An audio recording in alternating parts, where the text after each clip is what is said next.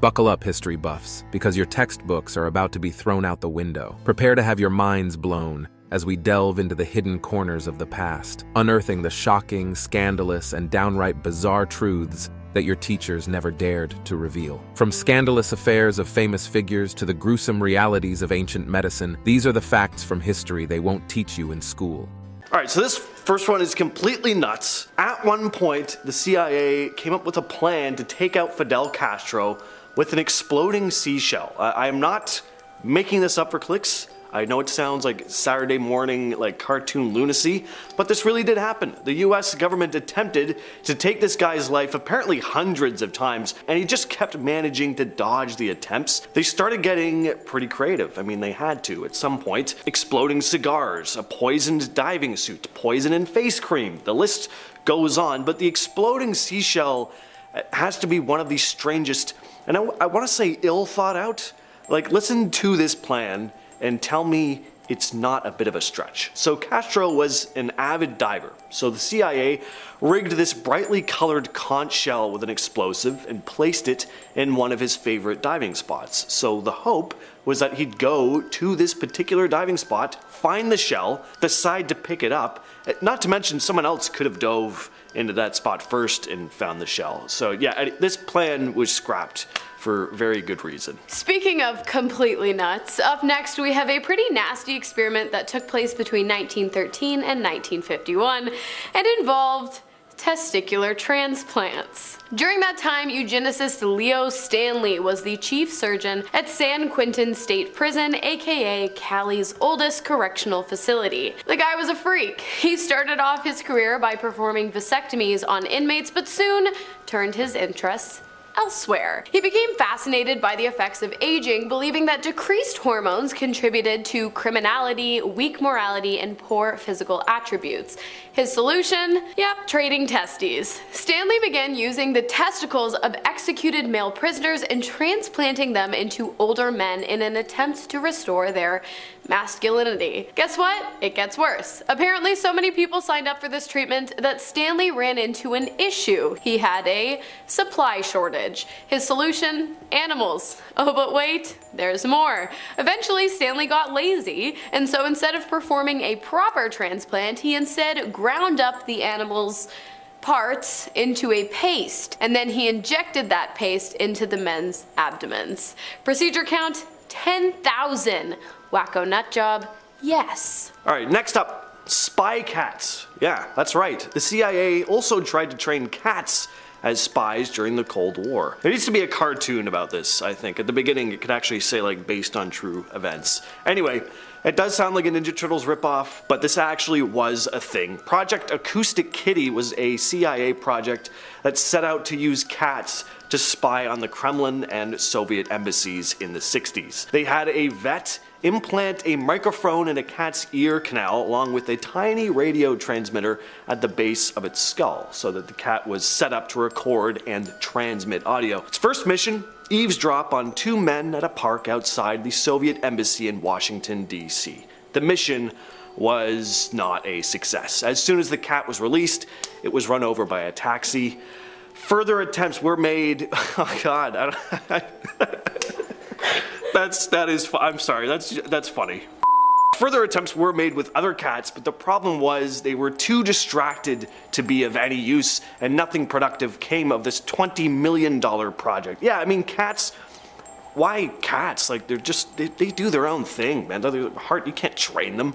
Acoustic Kitty came to a halt in 1967. The whole thing was a complete secret until 2001 when the CIA documents were declassified. Okay, next up we have another pretty shady dude who also worked at a prison. Oncologist Chester Southam, working at Sloan Kettering Institute during the 1950s and 60s. What made this guy so bad? Well, he has been known to inject patients with live cancer cells without their permission and against their will. He originally implanted the cells into people who had already received terminal cancer diagnosis, but of course he later went on to inject the cells into healthy subjects instead. His goal in all of this was to see how the immune system reacted to the cells. The answer, not well, albeit the healthy people had better results than those who suffered from already terminal illnesses. Eventually, the doctor went back to treating sick individuals, this time at the Jewish Chronic Disease Hospital in Brooklyn, New York. But it was here that his experimentation was met with resistance, obviously, and it was revealed to the public. The result, a big, fat lawsuit, and his medical license being suspended for 1 year, which was later reduced to a probation. He continued to study and practice medicine. That's insane. What the heck? Next up, we have Nukes on the Moon with Project A-11-9. So this was a secret plan developed by the United States Air Force in 1958 during the Cold War. A lot of weird stuff going on in the Cold War. The idea behind this was to detonate a nuclear on the moon. Now, you're probably wondering why anyone would want to do something like this. There were a couple reasons. The main goal here really was to demonstrate the military and technological might of the United States to the Soviet Union, who at the time were making big strides in the space race. It was basically just incredibly petty, but scientists were also curious about what would happen if a nuclear bomb exploded on the moon, I guess. They wanted to study things like the impact it would have on the surface and whether it would create any detectable effects from Earth, but the project never actually happened. It was eventually scrapped because of concerns about the potential negative consequences. People were worried about the environmental impact of detonating a nuclear space, as well as the potential political fallout. On top of all that, though, this just would have been a total waste of time. Next up, we have the milee killings, which took place on March 6 of 1968. On that day, the American military killed around 576 South Vietnamese civilians, including some of the most vulnerable members of the community, who had absolutely nothing to do with the ongoing conflict at the time. When the public learned about the atrocity, which was broadcasted in 1969 on major news networks who shared graphic images of the incident, they were not happy. The event became a major controversy, with many demanding the perpetrators responsible for ending so many innocent lives be held accountable for their actions. Platoon Commander Lieutenant William Calley Jr. was given a life sentence, but it didn't stick. At the order of President Nixon, Calley was instead placed on house arrest and then released just 3.5 years later. 26 soldiers were charged in military court, but none were convicted. The war continued until 1975 and resulted in an estimated total of 1.4 million civilian casualties in southern Vietnam. This next one sounds like a conspiracy theory, but it isn't. Operation Northwoods. So this was a plan devised by the U.S. Department of Defense in 1962. The basic idea was to carry out a series of deceptive and covert operations to create a justification for the United States to invade Cuba. Cuba was seen as a potential threat at the time because it had close ties with the Soviet Union. The US government was worried about communism spreading in the West, and Cuba was seen as a potential domino that could fall. So, Operation Northwoods proposed things like staging attacks on US soil and then blaming it on Cuba, hijacking planes and ships, even orchestrating violent incidents in American cities. Like, the goal was to create public outrage and support for military action against Cuba.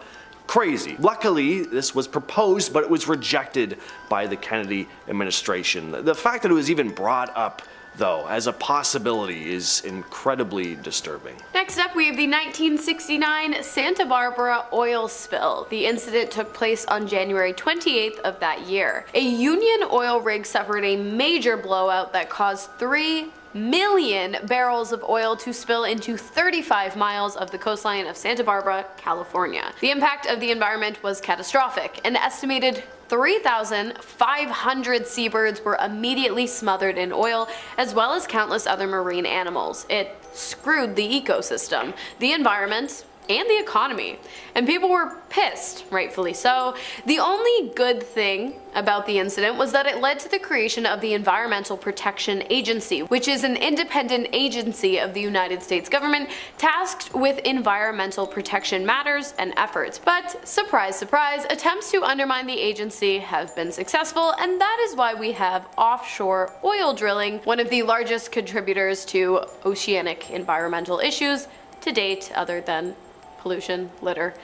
You guys know what I mean. Operation Mockingbird was a covert operation carried out by the CIA during the Cold War. The goal of this operation was to influence and manipulate media outlets, both domestically and internationally, trying to spin things to promote certain narratives and agendas. Operation Mockingbird was involved in stuff like planting stories, manipulating news content, even recruiting journalists to act as CIA assets. The idea was to ensure that the info reaching the public aligned with the government's objective and promoting anti-communist sentiment. Now, a lot of what Operation Mockingbird did is still kinda murky, but details have come to light over time through declassified documents and investigative journalism. Now, apparently even some journalists at the time were spied on, having their phones tapped and stuff as well. And to finish us off, we have the highly unethical detonation of the world's first atomic explosive, Trinity, which was an exact replica of Fat Man, the explosive device that devastated Nagasaki on August 9th of 1945. And Trinity was detonated just 15 miles away from commercial farms as well as residential homes. Oh, and they didn't warn anyone or evacuate anyone in that surrounding area. So in New Mexico on July 16th of 1945, less than just 1 month prior to the events in Hiroshima and Nagasaki, they went ahead and detonated the highly unstable and incredibly under-researched explosive, exposing those living nearby to over 10,000 times the recommended levels of radiation. And some of the radiation even reached all the way to Indiana, which is like 5 states over, which is crazy, which is why this incident ended up on this list. Kicking off our list at number 10, the Reindeer Gift. We'll turn the clocks back to 1941 right off the hop. When the Germans were attacking the Soviet Union, it was of course one of the biggest attacks in history. Britain and the United States had to send over weapons, supplies, anything really just to keep them afloat, just to keep them in the fight. Now they sent these supplies through the Arctic Circle, that was the only route, but of course it was littered with U-boats, you know, war stuff. So thankfully the British HMS Trident was there to watch the waters, and in turn the Soviets were able to fight on. As a gift, as a thank you rather, the Soviets sent the captain of the Trident, they sent him a live reindeer that the British of course had to accept because it was ill-mannered if you don't. So they had to keep a 6-foot tall, real-life living reindeer on a submarine. Must be comfortable, awesome. Imagine the smell. Her name was Pollyanna and they brought her on board through a torpedo tube. She was tiny, she's the cutest little thing. She was a crew member for 6 weeks, which is honestly hilarious because you know some of those guys got way too attached, you know for sure. She slept better than most, if I'm being honest. She shared her room in the captain's quarters. Again, imagine the smell. I don't know, is it worth it? I've always wanted a baby goat growing up, so this is kind of the closest thing. I'm jealous, I'm weirdly jealous. Number 9, Stalin Photoshop. Deep fakes are getting out of hand. I have no idea what's real or what's fake anymore. To be honest, I'm not even Taylor. I'm actually Olivia doing a list right now, but it's been deep faked so well that you believe it. Modern technology is really making it hard to tell what's real and what's not, but it goes back. Back in 1939, a photo of Stalin was published, and he looks normal. He actually looks kind of great. Some would say he looks way too good. You know what I mean? He was touching up photos as far back as 1939, just airbrushing, just digitally removing all those zits and stuff. Like really? That far back? But even if you got a photo with Stalin, there's a chance that you yourself would be digitally removed. Like Nikolai Yevtsov, for example, the leader of the NKVD. He was in a photo with Stalin, but around 1937, Nikolai was responsible for orders that had over 1 million people arrested. So it wasn't ideal to be in a photo with Nikolai at the time. So he was denounced, imprisoned, and he died in 1940. So Stalin had him digitally erased and replaced in a photo. That's pretty hilarious. I don't know, this man was ahead of his time via Photoshop. How did he do it? How did they do it? No one knows. Number 8, Bill Clinton and Monica Lewinsky. Nice, I remember this one. I heard about this on LimeWire. That was cool. Heard about that at full volume. This was a huge presidential scandal. Back when you know, didn't happen every other week and stuff, this was a big deal. It was 1998 and Clinton's White House intern Monica Lewinsky was 22 years old at the time. Yeah, young. When you think back to all this old history, you're like, oh, they were this. No, very young, extremely young. They had a from 1995 to 1997, despite what LimeWire told us. Lewinsky said she hooked up with Bill 9 different times at the White House, and apparently, according to her schedule, Hillary Clinton was at the White House for at least 7 of those times. She's like, what's going on in there, huh? Is that my... Who is that? Number 7, adhesive bras. We'll liven this up a little bit with some vintage history it's kind of funny. It's pretty funny. Let's talk about sticky bras, shall we? What a mess this was, oh my. Back in 1949, Life magazine released an article that caught everybody's attention, obviously. This was news, this was like a new technology that was being announced. It was May 16th, 1949, and the article read, for 5,000 years, clothes have been draped, tied, buttoned, pinned, and buckled on the human form. This year, for the first time in history, drumroll, they will be glued on. What in the world? How? This is witchcraft. How did that happen? Just 1, 2, that's it? That's easy. Inventor Charles Langs changed the game, or he thought he did, in 1949. He made these bra cups that would stick to you with adhesive. This, you know, special glue. This special glue. This specific adhesive was promised to leave behind no residue, it was supposed to be painless, yet at the same time stay glued on even if you were to jump into a pool from a 10-foot diving board. That was the sell. Yeah, well, that's not true. That's definitely not true. Well, Langs ended up selling the company to Textron later on, and the product ultimately failed. Number 6, nuclear site list. Alright, back to the dark stuff. Here on Most Amazing, we love lists, right? I'm not sure if you can tell. Smash that thumbs up, hit subscribe, yada yada, we love it. But apparently the US government also fancies a list or two. Who thought? Back when Obama was still running the show, a report was delivered to Congress, or rather it was supposed to be. The 266-page report featuring, you know, every nook and cranny about the US nuclear program. It was released publicly on the government printing office's website in draft form. Draft form, couldn't have been easier, just a casual PDF that shows us maps with stockpiled fuel used for nuclear warheads. Awesome, right next to your resume. Imagine that, so convenient. How does this even happen? I thought this type of stuff could never happen, right? Well, MIT professor John M. Deutsch said that these screw-ups do of course happen and it's normal, and this one here isn't a serious breach. I mean, it certainly sounds serious, but okay. We'll just have to trust the government. Number 5, UFOs in the ocean. This video here was leaked in the last couple of years. You've probably seen it, hopefully not. This would be a great day. The footage itself was recorded in 2019 in San Diego. Now the Pentagon has since of course confirmed its authenticity, and the UAP, the unidentified aerial phenomenon here, is sphere-shaped and it's flying at extremely high speeds. There's no exhaust, no propulsion system whatsoever. It's just a metal ball whipping by San Diego, and now we're questioning our beliefs, so that's fun. The sphere vanished into the water afterwards, into the ocean, and then was never seen ever again. Number 4, radar footage.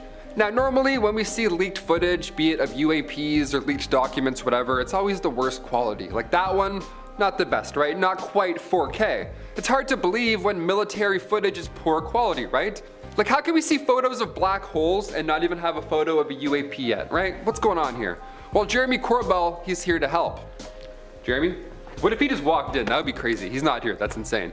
Jeremy took to Twitter in May 2021 sharing footage of US Navy ships being swarmed by UFOs. Like more than one. Sorry, UAPs. We're not gonna call them that anymore. Now this time we have radar footage, and that's pretty sweet, that's different. It came from the Combat Information Center aboard the USS Omaha. The 46-second clip was originally recorded July 15th, 2019. You can even hear people in the background reacting to what's happening in real time. You hear panic in their voices. These military personnel, in the background, you can overhear them talking about how fast the objects are moving on the radar. So, seems very believable this time, right? It's not just a grainy footage. It's like a live reaction kind of. And if he's spooked, we're spooked, right? Number 3. Watergate. I have to include Watergate, right? It's one of the biggest scandals in US history.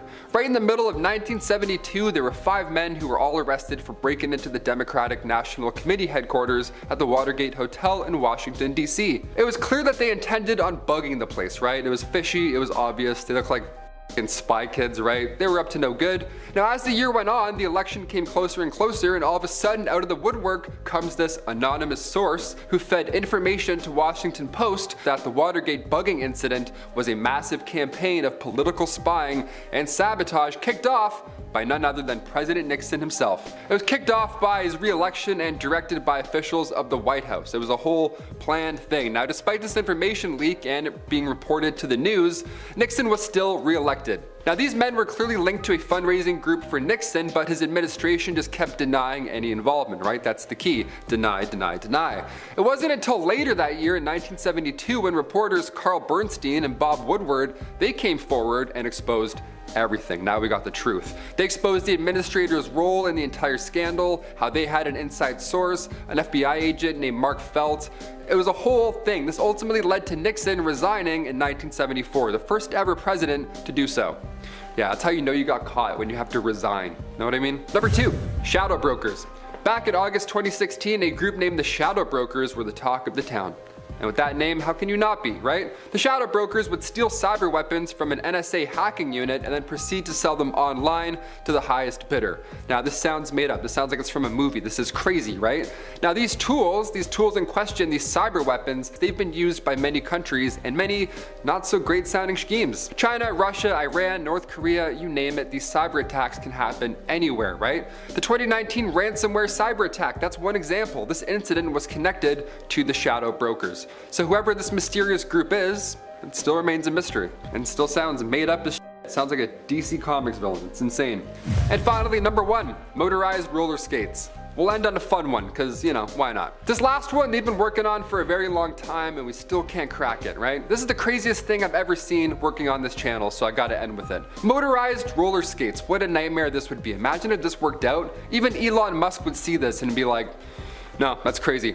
This photo was taken at the Sunoco station in Hartford, Connecticut. Now, context aside, this is an odd one. A guy with a briefcase is filling up at the gas station and he's wearing roller skates.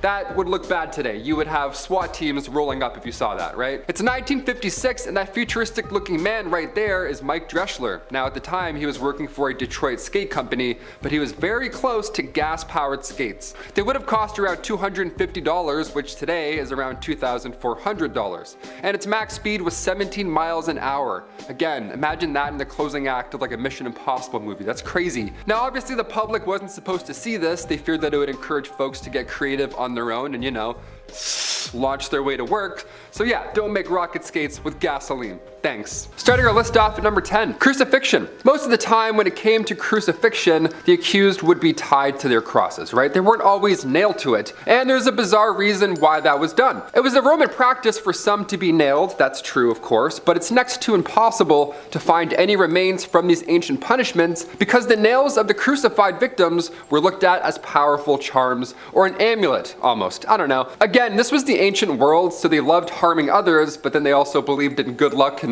good karma at the same time. So you're like, okay, sure. Some believe that they had healing properties, which is ironic considering what act they just performed with said nail. Know what I mean? It's like, hey, where'd you get that one from? That guy's arm, actually. Yeah, it's nice. In 1968, a team of builders were laying foundation for a new suburb in northern Jerusalem. Now, while digging, they found the remains of a foot with a nail still in it, still in the bone. Jehohanan was the first victim of crucifixion ever found in Israel. This was an important find. Now, the reason the nail was left in, well, experts guess, is because the nail was bent at the tip and nobody could get it out, which is horrible. Imagine seeing that scene. Ugh. Number 9, damnatio ad bestias. Also known as killing by wild animals, this was a form of Roman capital punishment in which the accused was, well, you guessed, killed by wild animals in an arena. Now, you may be thinking about Gladiator at this point. This was a little different. This was about 80 years before that. The gladiators, they could defend themselves to some degree, but, you know, those meeting their fate with this method, they were defenseless. They were tied to one spot, or they were given a small weapon made of wood. It was an insult, really. This form of punishment phenomenon was seen in ancient Rome starting around the 2nd century BC. 80 years later, the Colosseum saw a similar practice, only then it was, UFC. It was this big Colosseum, it was a public viewing, and they could fight back with tridents or nets, which I guess helps? I don't know, not really. Number 8, boat. Death by boat. What does that even mean? I don't even want to know what this is. Here we go. First described by Plutarch as a Persian torture technique, the accused, in this case, in the boat case, was stripped completely naked and then tied to 2 different boats. Now at this point, I'd already be unconscious. This is terrifying. The guilty was forced to drink milk and honey in large quantities until they were extremely ill. Now at this point, they would be bad enough to be on a boat in the hot sun, sick to your stomach, naked, but no. They just had to get a little more creative, right? At this point, honey was then spread on your actual body, and then you were sent out in the middle of the water. Exposed to intense heat, insects that drank your blood, you would die of dehydration, hunger, or septic shock. All terrible ways to go individually, let alone all that happening to you at the same time while strapped to a boat. Let's move on before I'm sick. Number 7, peeling. This is the shortest one on our list here today, and well, that's because there's not quite much to say about it. Peeling, just kind of like how you peel an orange, but instead, a person. Yeah, brutal, right? Hit that thumbs up for brutality. You wanted this, that's why you clicked it. Used by the Assyrians and then later by the Romans, those fancy Romans. The victim in this case was covered in hot water. Already a bad start. And then some monster would then take a blade, start at your feet, and then slowly and surely just take little bits of you away. Now death of course depended on how much skin was removed and how extensive the wounds were, so it wasn't the same every time. Sometimes it was fast, and other times it was really, really slow, which is horrible. Either way, come on, what is this, Game of Thrones? How do you do this to a person? Number 6, the bronze bull. Romans used this type of punishment, and Saint Eustache was baked apparently in a bronze bull with his wife, all under the command of Emperor Hadrian. Now, however, the Catholic Church considers these stories to be completely untrue. So that little breath that you just did, it's okay, you can release that now. The odds that this one actually happened are quite slim. But then again, after that boat thing, who knows? It's worth mentioning, it probably happened once or twice. Because a very similar fate happened to Antipas of Pergamon during the persecution of Domitian in 92 AD. The bull was also used in 287 AD during Emperor Diocletian at the Pelagia of Tarsus. Now, did they bake anybody? Let's hope not, but they found one there, so I don't know. There's a lot of room on the inside, if you know what I'm saying. Number 5, the breaking wheel. Origins in Greece, but Rome still fancied a wheel or two, apparently. This method is a little much. Again, after what I've just said, you're like, really? This is weirdly the worst for me. I don't know. A naked victim, naked right off the bat, always naked. Why is everyone always naked? Can we just have a guy with jeans on for one show? The victim with widely spaced limbs was tied to a metal ring, a wheel, some would say, sure. Then the executioner, this big guy who you don't want to meet, he would come in and crush your body with a club, which, the edges were covered with metal. A big hammer, really, that's what you can call it. Now, after crushing the limbs, the victim was placed in an upright position, okay? And then at that point, folks would watch. No one was working back then. Folks would just hang out and watch all day as birds would consume what is left. Yeah, again, welcome to the ancient times. I'm gonna go throw up now. Number 4, keel hauling. As somebody who is not a fan of water at all, this was a type of punishment that I can't even imagine. No, it sounds like something from Game of Thrones. It can vary depending on how bad the ocean is. Imagine that as a lead up. The ocean's bad, so should be pretty bad today. You're like, oh no, what's gonna happen? This punishment was reserved, of course, as you guessed, for sailors. Sailors at sea, a couple of naughty mateys. Now, it was first performed by the Dutch Navy in the late 16th century, but again, origins go all the way back to Rome because, they're the OG, the OG beaters, I guess. And what would happen was the accused were tied with rope and then dragged underwater from one end of the ship to the other. While many died or drowned, obviously, being flossed around a pirate ship covered in barnacles, it wasn't always fatal, which makes this worse somehow. I don't know, I don't want to live after that. Not always, but a good amount of time, it was probably the end of your line. Number 3, striato. Striato sounds like an Italian artist, but it's definitely not. Don't try and look this one up on Google. You won't like it. It's creative, I'll admit, but all in the worst ways. It's an uncomfortable form of punishment. Unlike others on this list, it doesn't end in death, purposely. In striato, the guilty is strung up by the wrists behind the head. Now at first, it doesn't sound that bad, but of course it gets a little worse. The awkward angle at this point is pretty much guaranteed to cause dislocation of the shoulders, but if it doesn't do anything that's too bad, weights would be added. So then something would break, something would be out of place, and then you'd be broken for the rest of your life, which in my opinion is way worse than a death, a fast death. I'd rather that for sure. Number 2, sawing. Sawing, yeah, like in the Terrifier. You ever seen that movie? It's kind of like that. Mostly seen in Rome, Spain, and some portions of Asia. Yeah, popular one this one was. It was pretty straightforward. You can imagine this one, what it would entail. Capital punishment at its cruelest, getting sawed in half. Again, to the public. Yeah, that's a fact that we don't really like to put in there. All these are public. People like to come out and watch this happen. Disgusting. Another fact that some folk don't realize, this one sent shivers down my spine, but sometimes the sawing was done from top to bottom, not side to side. It's almost impressive, right? It's like cutting a carrot vertically. It's like rolling around. You're like, huh, it's a little awkward, but we got it done. Yeah, except a person with bones and a soul. And finally, number 1, the wooden horse. Yeehaw, we'll end on this one. This is pretty bad. Also, hit that thumbs up and hit subscribe. You've made it this far. You're gonna love what we have on our channel, because honestly, what are you doing here? This is some pretty dark content. This device was used all through history, and different variations of it existed at different times throughout different parts of the world, because the general concept was the same. It was a punishment meant to inflict a great deal of pain to the, down areas. The device was a wooden block, sort of, normally in the shape of a triangle with a point at the top, a very sharp, very sanded point right at the top there. That's where you'd have to sit.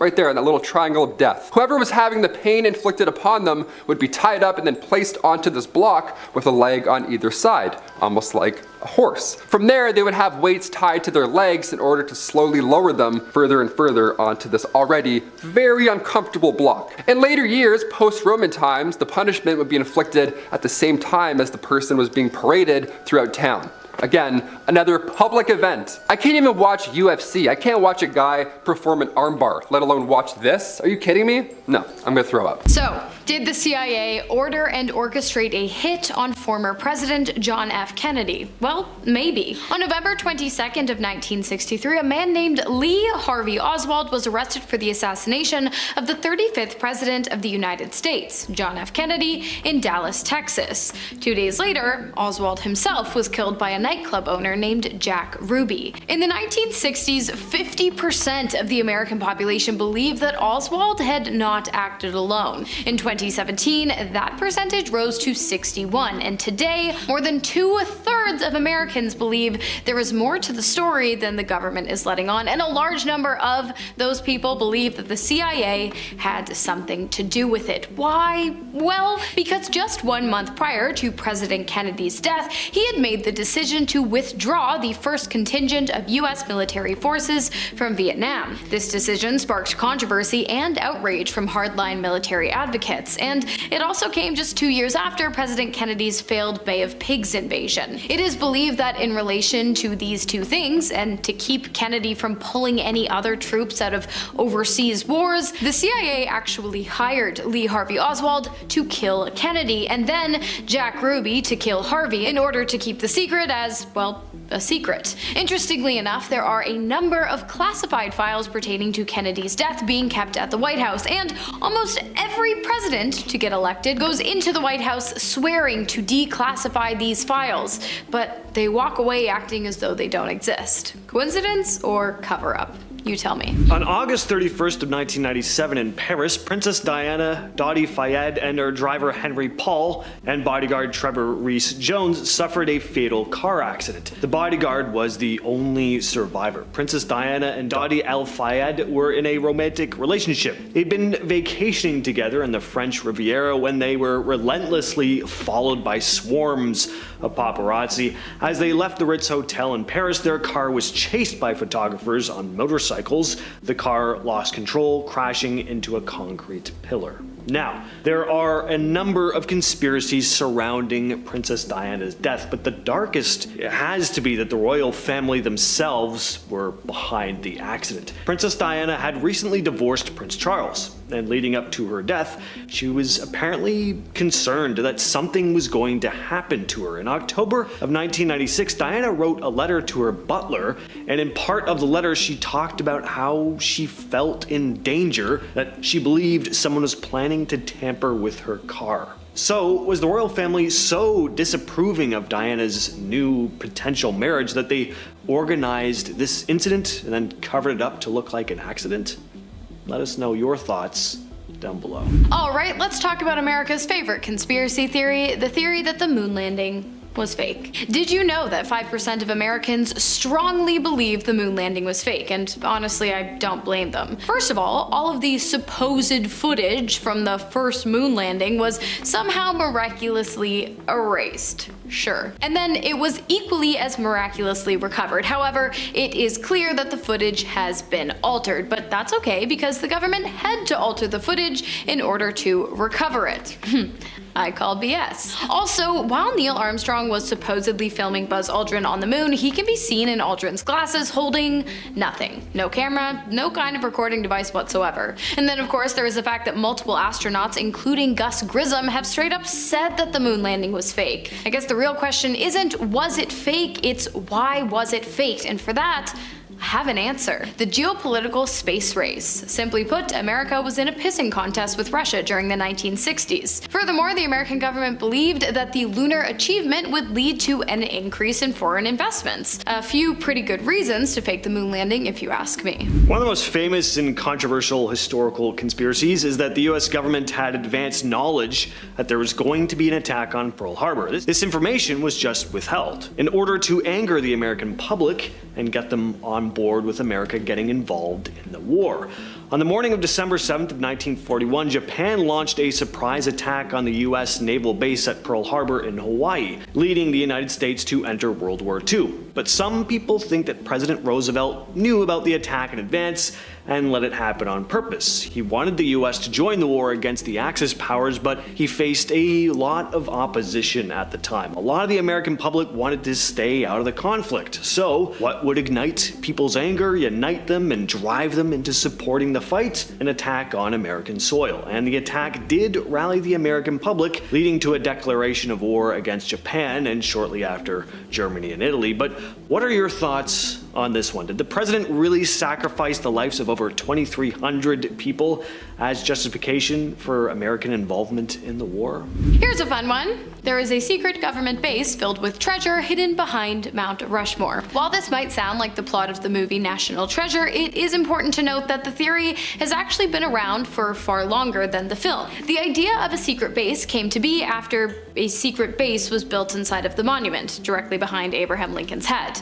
Okay, not a secret base, but a small room. The door to the room was 18 feet high, and the room itself was 74 feet long with 35-foot tall ceilings. It was built by the original artist behind Mount Rushmore, Gutzon Borglum, who had hoped that one day the room would store important American documents. Unfortunately, Borglum died just 1 year after the project started, and so the room was abandoned.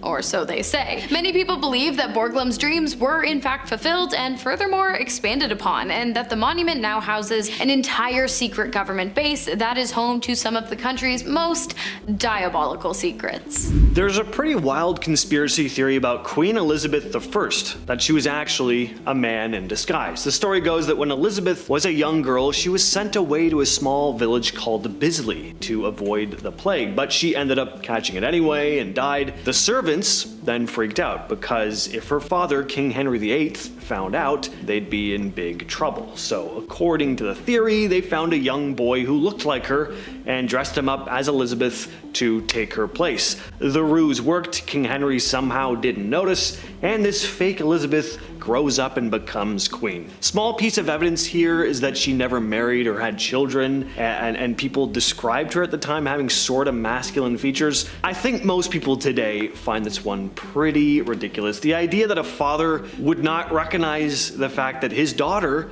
was swapped, especially with a young boy, I mean, that's kind of laughable. But even if we are to entertain the whole attempting a ruse like this in the first place, you'd think they'd make their lives easier and just find a girl that looked like Elizabeth. Alright, I have most definitely mentioned Tesla's death ray on this channel before, and that is because it is both fascinating and terrifying. In 1943, Tesla had brought the idea of a death ray, a massive particle beam that could incinerate entire armies within minutes, even at extremely far distances, to many of the world governments, including the government of the United States and the Soviets over in Russia. According to both America and Russia, the thing was never actually actually built. But when Tesla died, American forces collected all of the research that Tesla had left in his 2 New York hotel rooms as well as his American storage units. America claimed to have found no sufficient information about the death ray, but of course, America lies. Many people actually believe that Tesla either completed the ray while he was still alive, meaning it's currently in the hands of either Russia or America, or that Americans use his research to create it themselves. Either way, I'm terrified.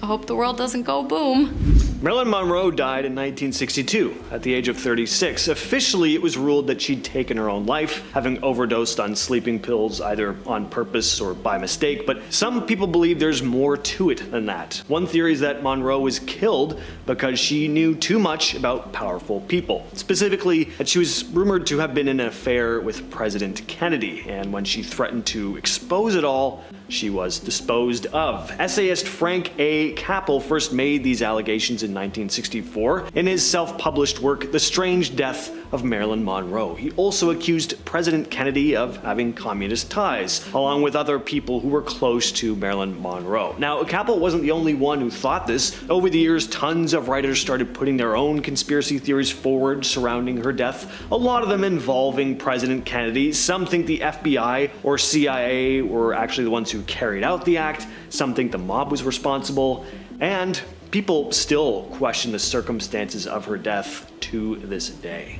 Paul McCartney died in the 1960s and was replaced with a lookalike who has been touring with the Beatles ever since. This conspiracy theory began in November of 1966, which is when many fans believe Paul had his head ripped from his shoulders in a car accident after getting into an argument with his bandmates and leaving the studio. The conspiracy theory goes on to explain that, fearing for the band's future, the group devised a plan to replace Paul with a lookalike and then to completely cover up the fact that he had died on November 9th of that same year. Throughout the Beatles' post-Paul career, they apparently dropped numerous hints in their album artwork and in their song lyrics alluding to the singer-songwriter's death. If you were around in the 60s, I want to know what you think about this whole thing, and if you weren't, go ask your parents their thoughts and then go ahead and drop those thoughts down below. People have been pondering the true identity of Jack the Ripper for nearly 150 years. For all the suspects that have been mentioned over the years, though, the strangest has to be the man behind one of the strangest pieces of literature in history, Alice's Adventures in Wonderland. Yes, at one time Lewis Carroll was accused of being Jack the Ripper. In 1996, author Richard Wallace came out with a book called Jack the Ripper, Light-Hearted Friend, where he outlined this conspiracy. Essentially, he wrote about how Lewis Carroll lived fairly close to where the killings took place, and that Carroll had apparently inserted anagrams into his work that were clues about his truly violent nature. So the book's been highly criticized. I mean, anagrams as evidence? I don't know. I feel like anyone can just rearrange letters in a piece of writing and have it spell out an ominous message. You could probably do that. Someone should do that here with my little spiel. See what you come up with. Starting off at number 10, vampire killings. So starting us off, we have the supposed vampire killings from the 1800s. Now, spoiler alert here, they weren't actually vampires. Well, I guess I don't know that for sure, but I'm gonna go out on a limb and say they weren't. Anyways, back in the 1800s, people in New England believed that cadavers were rising from their graves at night and preying on the living. So to solve this problem, they began exhuming the cadavers. Now, some kept it simple and just turned the cadaver face down, but others jumped to more extreme methods like ripping the bones apart and rearranging them, or burning the deceased person's heart and inhaling the smoke. Apparently at the time, it was believed inhaling the smoke cured tuberculosis, though I can only imagine it made matters much worse for them. Some towns were so into the ritual that they would even hold festivals during the process and celebrate the exhumation and subsequent destruction of the corpses altogether. So while it was incredibly unsettling, they did truly believe they were vampires haunting them in the night, so I guess it gave them some peace of mind. Next up at number 9, dentures. While today dentures are made from composite resin or sometimes porcelain, during the 18th and 19th centuries, of course, those materials weren't available. But as you can imagine, people were still losing teeth at an even even higher rate due to the high sugar diet, attempted teeth whitening, which was really just wearing away their enamel instead of brightening it, and the overall lack of knowledge around hygiene. So dentures were still needed and wanted by many. So what was their material of choice? Well, for the easiest and most profitable route, many would acquire the teeth from dead bodies. Although if you had some money, you might be able to afford dentures made from ivory. Other materials were sometimes the teeth of animals or wood, but honestly,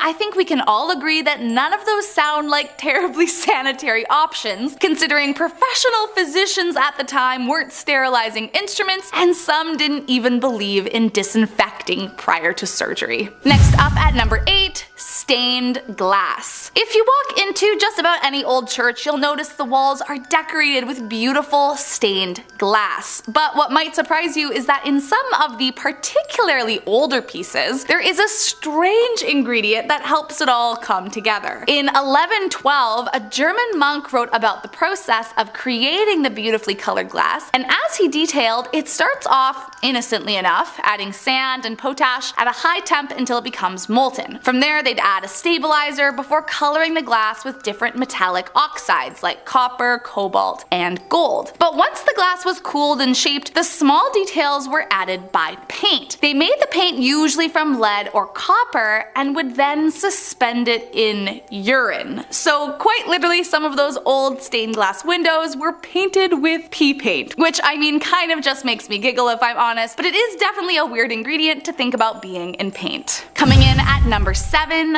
leather-bound books. Nowadays, it's unusual to even find real leather on anything, but once upon a time, the leather on books wasn't even from cows. It was from people. Called anthropodermic bibliophagy, the books were made in a similar way as they would now, but obviously with one huge difference. They used human skin instead of an animal. While there are actually only 18 confirmed books of its kind that still exist, we have no idea just how many there could have been all those years ago. Allegedly, the books were usually made from executed convicts, and during the French Revolution, there were rumors that a tannery for human skin was established outside of Paris. I mean, it kind of gives me the willies to think about it, and I'm just glad we've moved on to a different material to bind our books today. Next up at number 6, Minnie Dean. Wilhelmina Dean, or Minnie as she was often referred to, was a nanny in New Zealand during 1880 and was a well-known caretaker in her town. But something was off with the woman, and soon she began having quite the dark spot on her name and career. In 1889, one of the young people under her care suddenly died, as if out of nowhere, and initially it was viewed as a freak accident, but 2 years later the same thing happened again. Now, with 2 minors perished under her care, police decided to investigate further into the matter. After a bit of sleuthing, it was concluded that under Minnie's care, the 2 minors were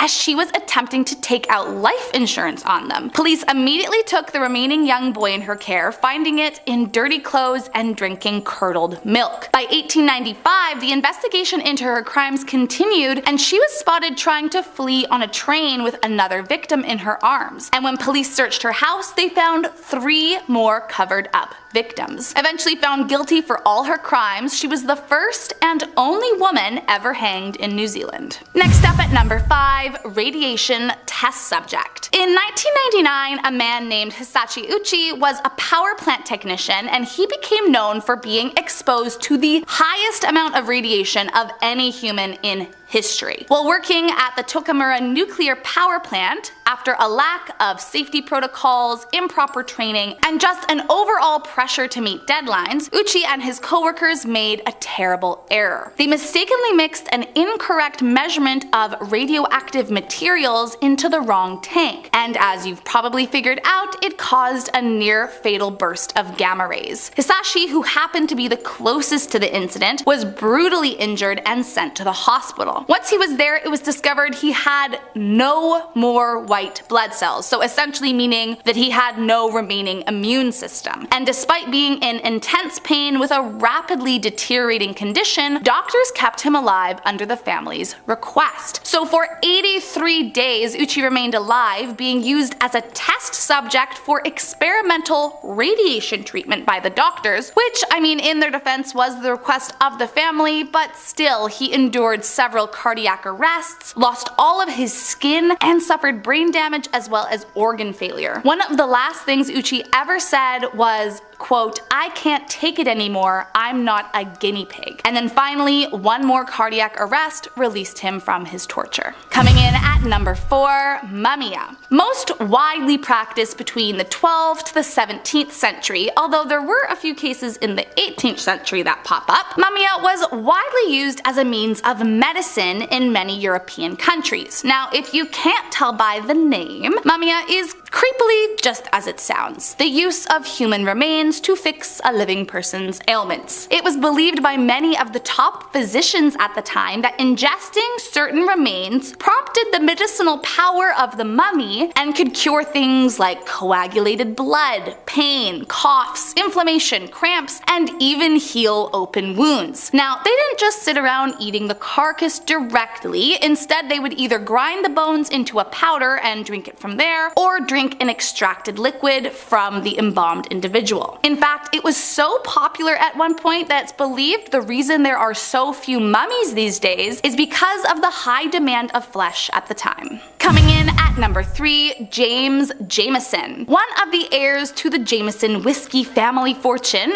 Jameson considered himself to be an adventurer of sorts and often traveled to far-off lands, detailing the trips in his diary. In 1888, Jameson decided to head out to explore the Congo, and while there he wrote about and demanded some gruesome things from the locals. So before beginning this expedition, Jameson discovered that the area he was visiting was known to have a population that participated in the eating of other humans. Apparently, Jameson set out to witness it firsthand, which, I mean, why was that his dream? A little suspicious if you ask me, but I digress. According to Asad Farhan, who was his translator for the trip, Jameson bought a girl from a trader of slaves for a few handkerchiefs and gave her over to the tribe to be. Allegedly, he didn't pay the tribe directly, but in a roundabout way, he did sort of pay to have this girl. What's even more gross is that he proceeded to draw and paint watercolors of the gruesome event while it happened, which again, just wrong on so many levels. Coming in at number 2, Cambodian Barbies. You may have been taught about the Khmer Rouge in history class, but if they don't ring a bell, essentially they were an extreme communist regime in Cambodia that held government between 1975 to 1979. They were known for being extremely cruel and committed some of the most horrifying acts of genocide in history, with nearly 2 million perishing under their ruling. Now, during their radical rule, the entire country was isolated from all foreign influences. This included closing schools, hospitals, factories, banks, foreign agriculture. They believed this would stimulate the rebirth of the country, but of course, all it did was send it into desolate famine and poverty. Led by a man named Pol Pot, the people of the country could not forage for food, despite the fact that everyone was starving, and anyone who disobeyed the orders was killed. Apparently, as the people became more and more desperate, they began to turn to folk magic, turning Barbie dolls into smoking talismans for luck. Thankfully, since its dissolution in 1999, all the leaders have been jailed for their atrocities, and the people are freed from the genocidal regime. And last up, in our number 1 spot, the Rabbit Woman. Her name was Mary Toft, and in 1726 she became known throughout Surrey, England as having been the woman who gave birth to rabbits. Now, I know what you're thinking, that isn't possible. And you would be right, but still the story of how she convinced people it was real was crazy. Apparently Toft was actually pregnant at one point, but miscarried, and it could have been this that sent her into her madness. madness. Toft began declaring that she was giving birth to various animal parts, and so her local doctor became involved in the case. At first, everyone actually believed her, as in fact a rabbit did, well, come out of her. And with a doctor backing up her claims, the king and his royal surgeon got involved. Unlike her local doctor, the king's surgeon was skeptical, and after discovering corn inside the stomach of one of the rabbits and hay in their droppings, it proved the animal hadn't developed inside Mary. Eventually, Mary Toft admitted to the hoax and explained that she had manually inserted the animals inside her to make the delivery as realistic as possible. She was immediately imprisoned for fraud, and the medical community was ridiculed for having been fooled. Starting off this countdown, we have Jean-Marie Dubarry. On February 13th, 1746, a French man named Jean-Marie was executed for the murder of his father. Hundreds of years later, on the exact same day, a man named Jean-Marie Dubarry was also sentenced to death. He had also taken the life of his father. So what are the odds that two unrelated people with the same name both killed their fathers and then got executed on the same day? Like, that is just way too freaky. In our ninth spot, we have the dollar bill. Now, this is a pretty wholesome one for you all. When a woman named Esther was young, she had written her name on a couple of dollar bills after a bad breakup. She then told herself that she was going to marry the man that brought the bill back to her. Well, years later, she was dating a man named Paul Gratchen. The day he asked Esther to be his girlfriend, they were at a sandwich shop.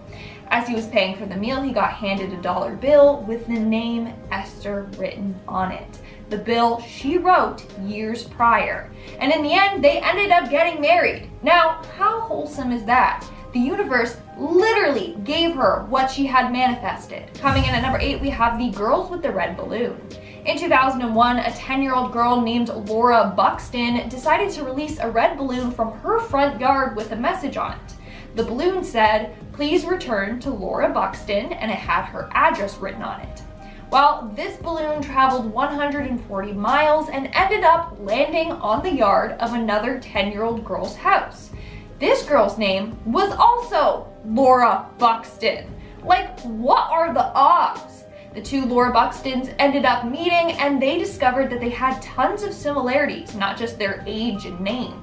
For example, they both had a guinea pig, a gray rabbit, and a 3-year-old chocolate lab. They both also looked alike and dressed alike. I'm telling you, this is just way too freaky. Like, what are the odds? I'm gonna be saying that a lot in this video. What are the odds? Moving on to number 7, we have Mark Twain and Halley's Comet. Every 76 years, Halley's Comet is visible to the naked eye as it soars past Earth. Well, American writer Mark Twain was born on one of Halley's Comets passing in 1835.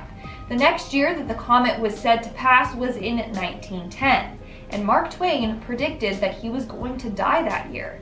He said that he came into the world with the comet and that he was going to leave the world with the comet as well. And Mark Twain was right. Mark Twain passed one day after the comet's closest approach in 1910. So not only did Mark Twain predict his own death, but his birth and death both seamlessly lined up with Halley's Comet. How freaky. In our 6th spot, we have Violet Jessup. Violet Jessup has been named the luckiest woman as well as the unluckiest woman. She also has been given the name Miss Unsinkable, and I'll explain how she got those nicknames in just a second. So Violet was a stewardess and nurse who was on board 3 big sister ships when disaster struck each of them. It started with the HMS Olympic. She was on board the ship when it collided with the HMS Hawk.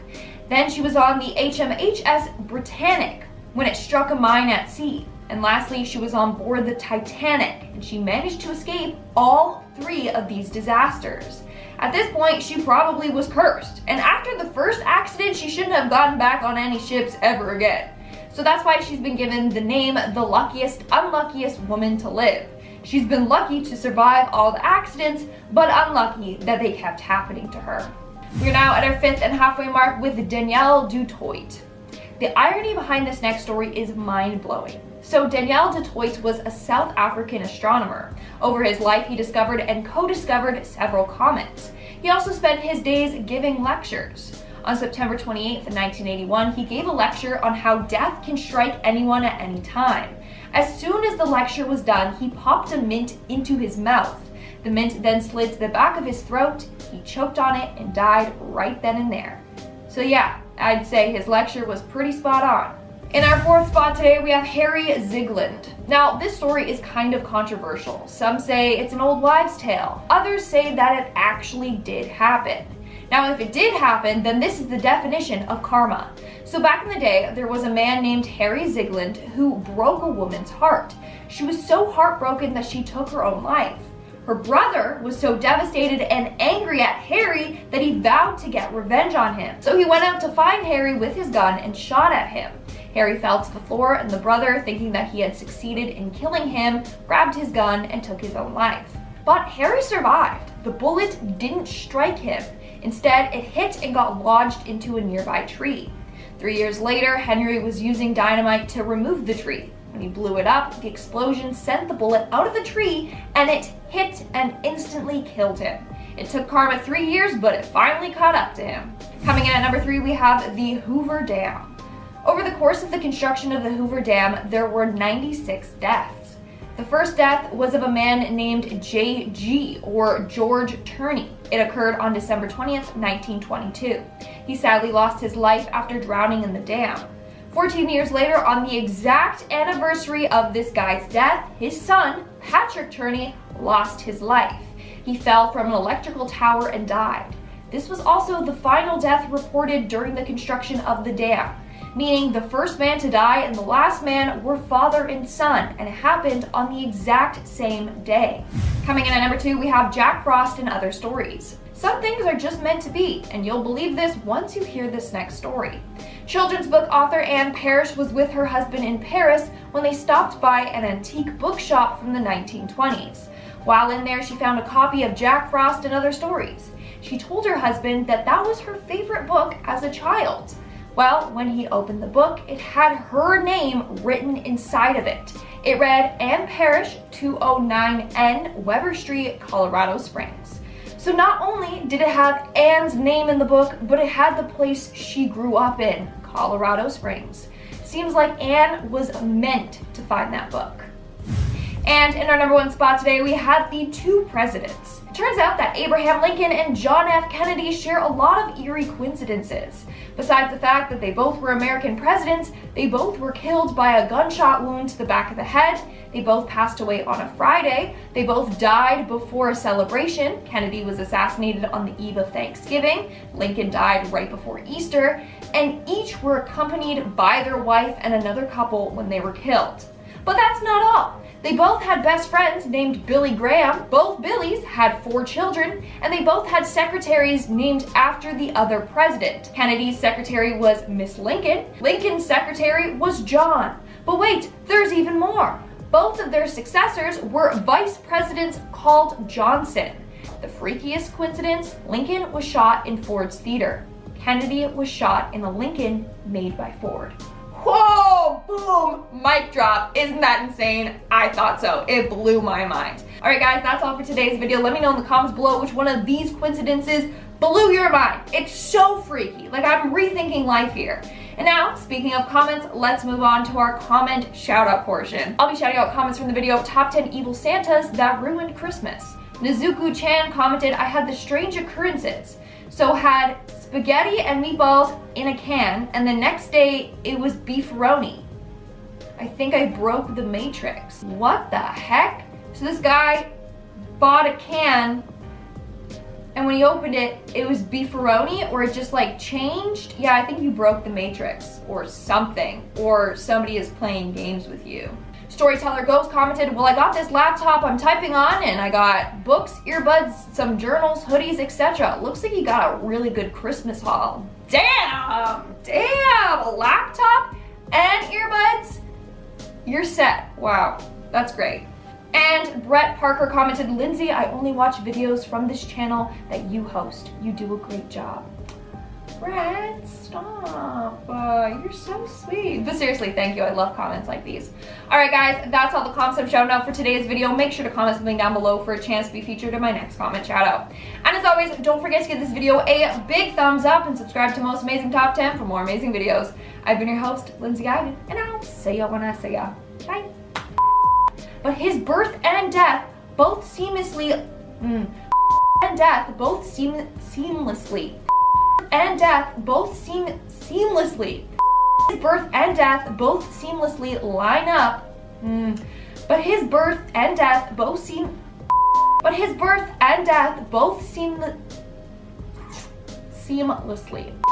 Want to see more videos like this one? Then look no further than what we have on the screen for you right now. This video is about some disturbing photographs from history that you won't believe. Yes, these photos are genuine and we still don't have answers for them. Click now to be transported back in time.